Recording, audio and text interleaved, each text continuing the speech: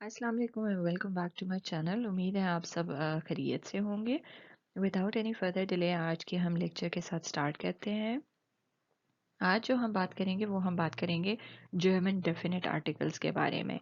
ये जो है ग्रामेटिकली जो है जर्मन की सबसे इम्पोर्टेंट चीज़ है, यानी कि सबसे ज़्यादा ज़रूरी अहम चीज़ें हैं जर्मन डेफिनेट आर्टिकल्स। पहले तो मैं आपको बताती हूँ कि भाई जर्मन डेफिनेट आर्टिकल्स हैं क्या।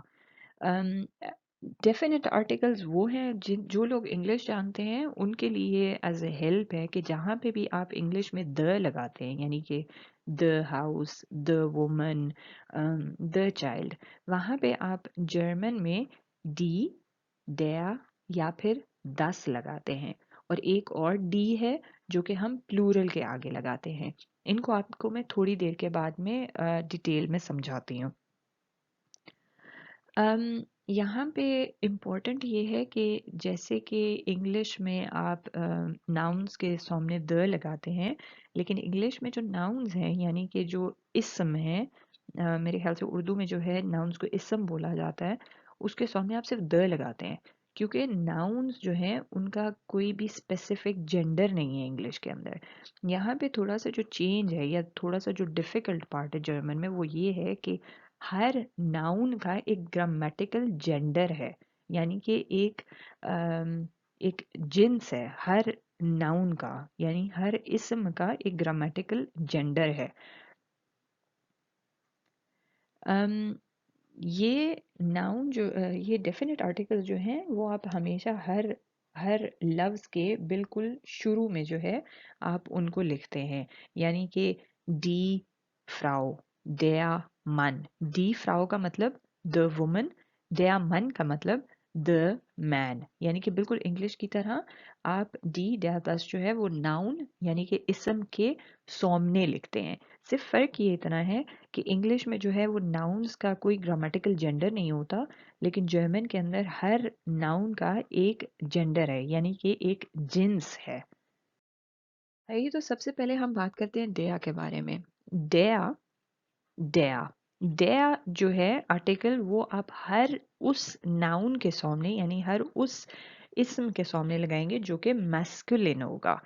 यहाँ पे मैंने एग्जाम्पल्स लिए हैं डेया मन, द मैन यानी कि मर्द, और डेया जोन द सन यानी कि बेटा। यहाँ पे आप देख सकते हैं कि बायोलॉजिकली मर्द दोनों जो हैं, द मैन यानी कि मर्द और बेटा दोनों जो हैं वो मैस्कुलिन है यानी कि बायोलॉजिकली, इसलिए उसके सामने डेया लगाया है। लेकिन ज़रूरी नहीं है कि हर नाउन जो है वो बायोलॉजिकली आपको दिख सके या आप बता सकें कि भाई ये जो है क्योंकि ये मर्द की तरह दिखता है या ये मर्द है तो इसलिए जो है इसके सामने डेया लगाएंगे। अब उसकी एग्जांपल है डेया टिश। यहाँ पर आप देख सकते हैं कि डेया टिश हमने लिखा है द टेबल, यानी कि टेबल जो है किसी भी लिहाज से एक मर्द के कैरेक्टर जो हैं टेबल के अंदर नहीं पाए जाते, लेकिन फिर भी ये डेटिश है। ये ऐसे क्यों है ये मैं भी आपको नहीं बता सकती, क्योंकि ये ज़ुबान ही इस तरह है, ये जो है इसी तरह लिखा गया है, तो आपको ये ज़ुबानी याद करना पड़ेगा।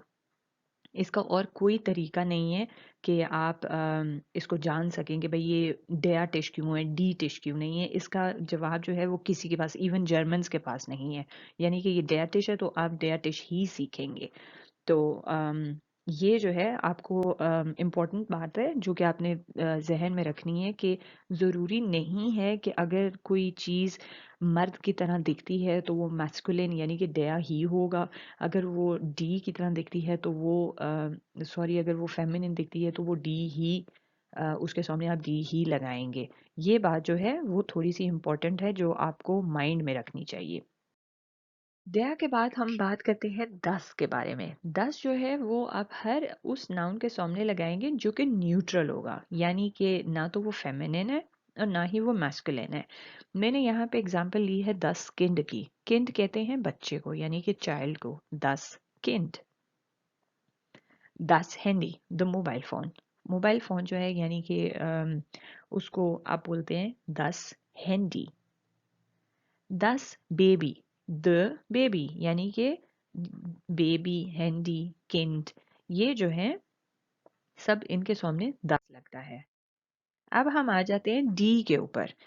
डी जो है आप हर उस नाउन के सामने लगाएंगे जो कि फेमिनिन होगा, लेकिन आप ये प्लूरल जो नाउन्स हैं उनके सामने भी इस्तेमाल करेंगे। यानी कि आप बोलेंगे डी फ्राउ, वो औरत या ये औरत, द वुमन, लेकिन आप डी जो है डी फ्राउन के सामने भी लगाएंगे। फ्राउन का मतलब है औरतें, यानी कि द वुमन, इसलिए आप बोलेंगे डी फ्राउन। यानी कि यहाँ पर आप देख सकते हैं कि डी जो है हम फेमिनिन नाउन्स के सामने भी इस्तेमाल करते हैं, और डी जो है हम प्लूरल नाउन्स के सामने भी इस्तेमाल करते हैं। उसके बाद जो है यहाँ पे मैंने लिखा है डी जोनर। डी जोनर का मतलब है द सन, यानी कि सूरज।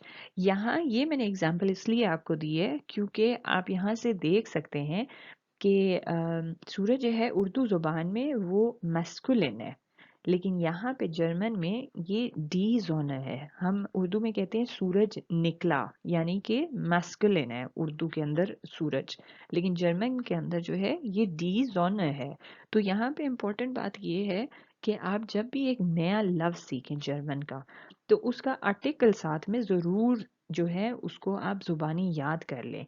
क्योंकि अगर तो आप सिर्फ जोनर याद कर लेंगे, यानी कि सूरज जोनर, तो बाद में जब आप सेंटेंस बनाएंगे तो आप डेया जोनर के साथ बनाएंगे, लेकिन वो गलत है क्योंकि सूरज जो है वो जर्मन जबान में फेमिनिन है।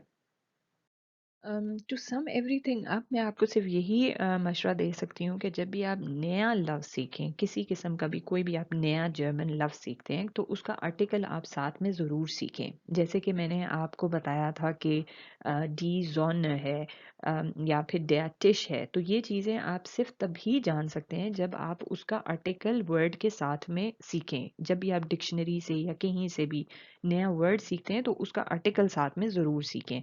दूसरी बात जो है वो ये है कि भाई प्रैक्टिस इज़ द की। जितना ज़्यादा आप प्रैक्टिस करेंगे उतना इजीली और जल्दी आप सीख पाएंगे।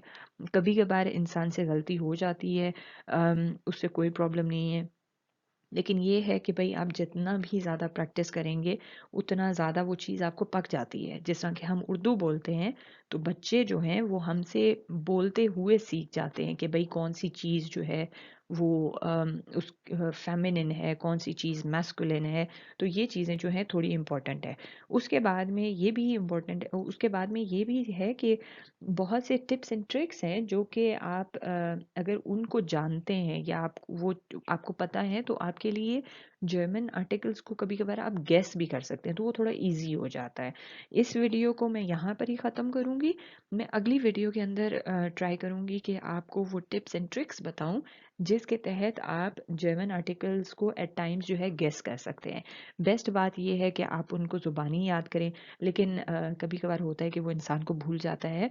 तो उसके लिए जो है मैं ऐसे करूँगी कि एक और वीडियो बनाऊंगी अपनी नेक्स्ट वाली वीडियो इंशाल्लाह, तो उसमें मैं आपको एक्सप्लेन करूँगी।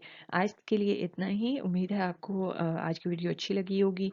प्लीज़ कमेंट सेक्शन में अपने कमेंट्स देना मत भूलिएगा। किसी किस्म का सवाल हो या फिर सजेशन हो तो प्लीज़ कमेंट सेक्शन में कमेंट कीजिए। Thank you for watching and अल्लाह हाफिज़।